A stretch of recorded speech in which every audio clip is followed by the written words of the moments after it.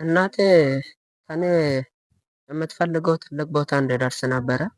ሰላም ቤተሰብ፣ ተማሪ ካሊድን አፋልጉን ባልነው መሰረት አግኝተነዋል። በጣም አሳዛኝ ታሪክ።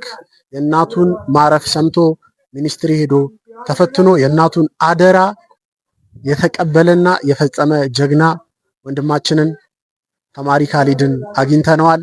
እስቲ እንተዋወቀው። እሱ የሚለን ነገር አለ ደግሞ እንሰማዋለን። እሺ ካሊድ እንዴት ነህ? ሰላም ነው? ሰላም። እንግዲህ ብዙ የኢትዮጵያ ሕዝብ ቪዲዮህን አይቷል እና ታሪክህን ሰምቷል እና የፈተና ቀን ሄደህ ተፈትነሃል እና መች ነበር ፈተናውና እንዴት ነበር የነበረው ስሜት በትንሹም ቢሆን ለኢትዮጵያ ሕዝብ ብትነግረን ደስ ይለናል። ፈተናው በ11ኛ ቀን ነበረ። በ11 ቀን ነበረ። እሷም እናቴም በዛው ቀን ነው መጠችው። ሳትሞት በፊት የፈለግከውን ነገር ብትሆንም የፈለግከው ነገር ቢመጣብህም ትምህርትን እንዳታቋርጥ ብላኝ ነበረ። እናም ይህን ፈተና እንድፈተን ነግረኝ ነበረ።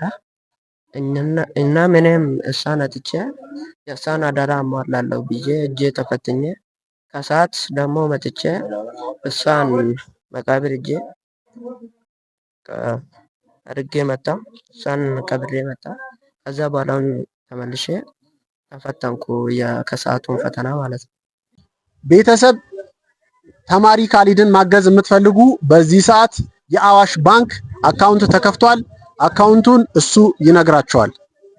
01 32 01 11 54 33 10 0 በአብዱል ሐኪም ቃሲም በመሐመድ አብደላና በተማሪ ካሊድ ቃሲም በሶስት ሰው ጥምረት ተከፍቶለታል። በዚህ ማገዝ ትችላላችሁ።